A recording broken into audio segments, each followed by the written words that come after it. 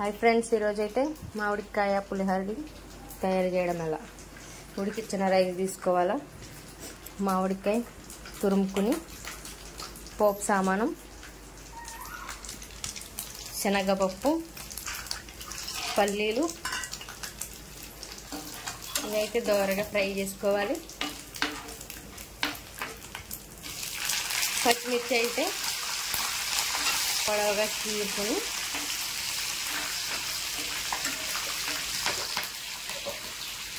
మామిడికాయ తురుము మనమైతే తీసుకుని రైస్లో కలిపేసుకోవాలా.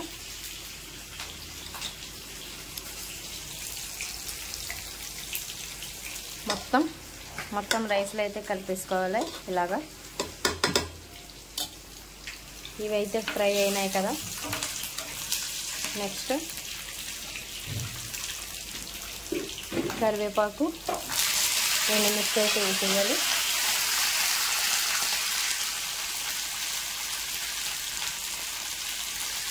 పసుపు,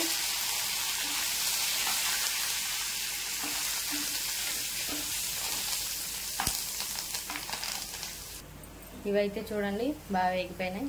వేగిపోయిన తర్వాత అవి తీసుకుని మనం మ్యాంగో కలిపిన రైస్లో అయితే మొత్తం వేసుకోవాలి.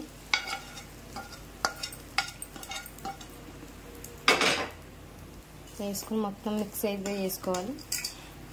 మనం సాల్ట్ అయితే మ్యాంగోతో పాటు కలిపేసుకుని వేసుకోవాలి.